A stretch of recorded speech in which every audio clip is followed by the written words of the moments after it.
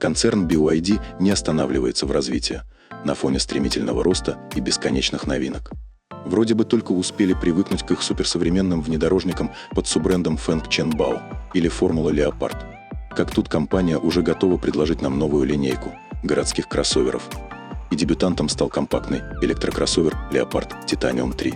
Этот малыш уже доступен для предварительных заказов, и что важно, его цена стартует от $19 тысяч.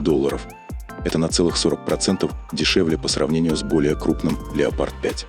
Но не спешите думать, что сэкономили на всем подряд. Тут просто разумный подход. Задний привод и упрощенная батарея для тех, кто выезжать за пределами асфальта не собирается. Такая экономия стала возможной благодаря заднеприводной системе и упрощенной аккумуляторной батарее. Если же вам нужен полный привод, цена начинается от $22 тысяч, что тоже выглядит вполне привлекательно. BYD снова подтверждает, что можно делать доступные и стильные электрокроссоверы, и будем надеяться, не теряя в качестве. Давайте разберемся, что тут к чему. Обычно мы привыкли, что автомобили марки Feng Chenbao переводят на английский как Leopard. Но вот появился младший кроссовер, который решил немного поменять правила игры. Теперь он стал основателем целого нового семейства под названием Titanium. Если раньше модель носила имя Leopard 3, то теперь правильно называть ее Leopard Titanium 3. Этот кроссовер будет частью новой линейки от марки Feng Chenbao и станет ее младшим представителем. Интересно, что на данный момент суббренд BYD предлагает только два гибридных внедорожника Leopard 5 и Leopard 8. Но вот этот новый Leopard – это еще и первый полностью электрический кроссовер с несущим кузовом в этом семействе. Получился интересный экземпляр. С одной стороны городской электрокар, с другой выглядит так, будто готов преодолеть любые препятствия. Внешний вид автомобиля – это настоящий симбиоз грубых граненых форм и плавных закругленных линий. Глядя на него, можно понять, что это электрический кроссовер, ведь передняя панель вместо радиаторной решетки выполнена в виде глухой панели. Узкие трапециевидные фары с продвинутой светодиодной начинкой. В профиль он демонстрирует классические пропорции компактного кроссовера, но с характерными акцентами. Почти квадратные колесные арки из некрашенного пластика. Стильные черные пятиспицевые диски и ярко-красные тормозные суппорты, которые явно намекают на спортивный характер. Ну и, конечно, скрытые дверные ручки и площадка для дрона на крыше. А сзади двухсекционный спойлер и опциональный кофр на 28 литров. Он крепится вместо запасного колеса и идеально дополняет багажное пространство, добавляя еще больше удобства и стильности. Но это еще не все. В качестве бонуса под капотом есть дополнительное багажное отделение на 150 литров. Правда, для электрокаров это уже не какая-то диковинка, а скорее стандарт, но все равно приятно, когда есть возможность использовать дополнительное пространство с пользой. В отличие от старших версий леопардов, он выделяется несущим кузовом и платформой Evo Plus, которая, кстати, унифицирована с электромобилями BYD. Что касается подвески, то здесь все достаточно стандартно, но с небольшими фишками. Спереди привычный Макферсон, а сзади независимая пятирычажка. А вот в топовых комплектациях стоит классная фишка – регулировка жесткости амортизаторов.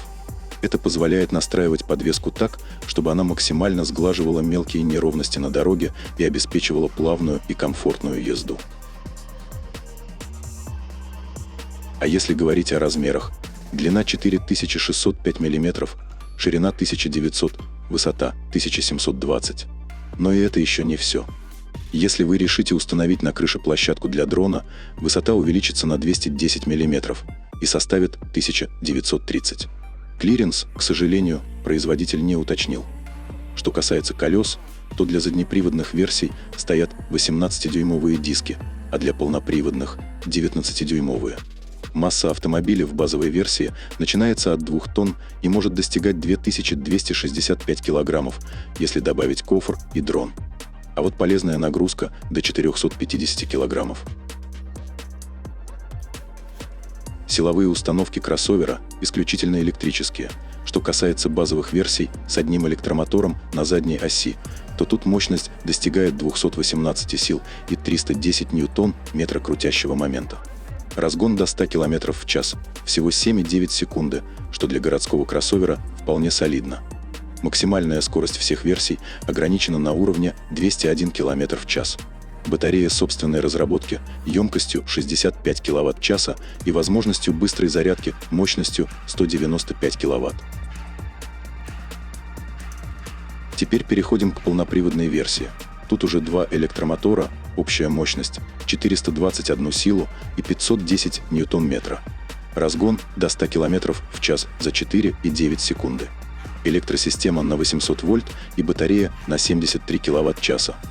А зарядка постоянным током на 215 кВт.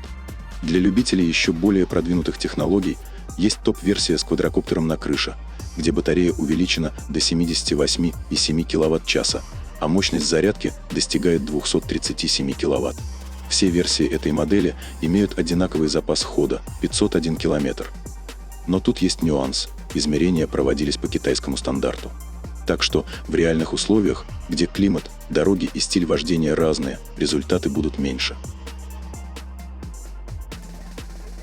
Производитель заявил, что за 18 минут можно зарядить батарею с 30 до 80%.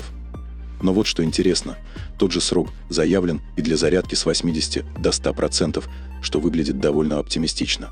Обычно этот последний этап занимает больше времени. Компания позаботилась о зарядке в холодное время года.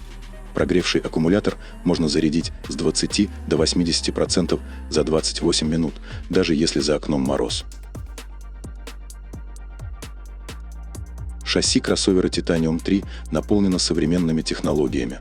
Система контроля крутящего момента перераспределяет тягу между осями и колесами, предотвращая пробуксовку и улучшая стабильность. Система распознавания дорожных условий автоматически подбирает режим движения – снег, песок, грязь, горы – и адаптирует настройки. Умная система DZS-C адаптирует жесткость амортизаторов для лучшего комфорта и управляемости. Есть режим дрифта для фанатов контролируемого заноса, а система стабильной остановки при проколе позволяет безопасно остановиться при поврежденном колесе до 140 км в час. Вдобавок, система, называемой компанией «Глаз Бога», включает адаптивный круиз-контроль и интеллектуальную парковку для максимального удобства водителя.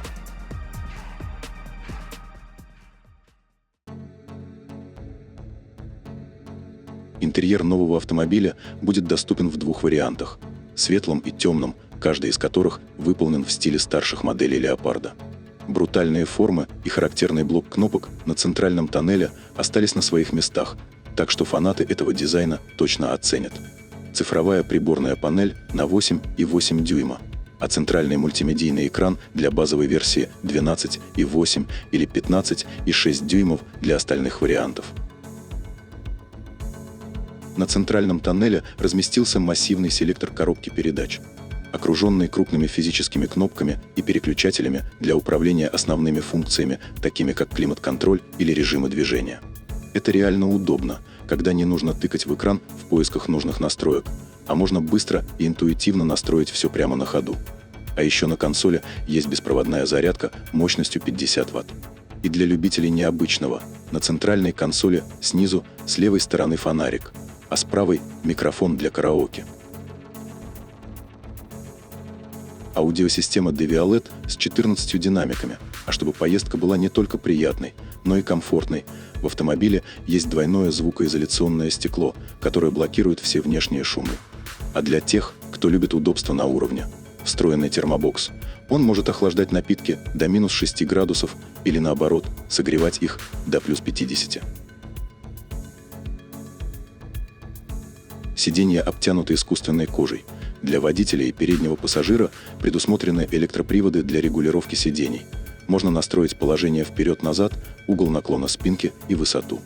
Также есть система подогрева и вентиляции, чтобы пассажирам было удобно в любое время года. А задние сиденья можно сложить в соотношении 40:60, что удобно, если нужно увеличить пространство для багажа. Одной из самых обсуждаемых и уникальных особенностей Leopard Titanium 3 является интегрированная система для беспилотника, разработанная в сотрудничестве с DJI.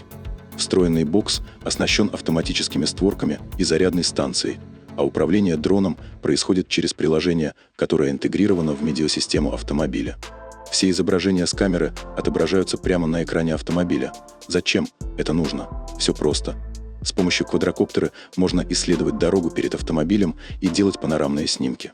К тому же, дрон можно настроить так, чтобы он следовал за машиной, снимая сверху, и поддерживал движение на скорости до 54 км в час. В целом, Leopard Titanium 3 выглядит как очень своевременный и продуманный шаг. Он не пытается быть вездеходом на стероидах, а честно предлагает то, что нужно многим сегодня. Стиль, технологии, комфорт и немного приключений без перегибов.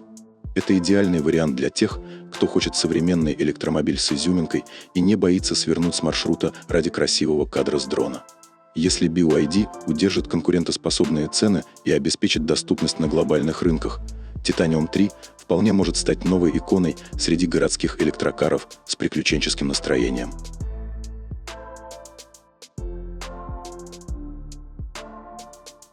Если вам понравился этот обзор, не забудьте поставить лайк, подписаться на канал, чтобы не пропустить новые видео, и оставить комментарий с вашим мнением. Мы всегда рады узнать, что думают наши зрители. Спасибо, что с нами. До следующих встреч на канале.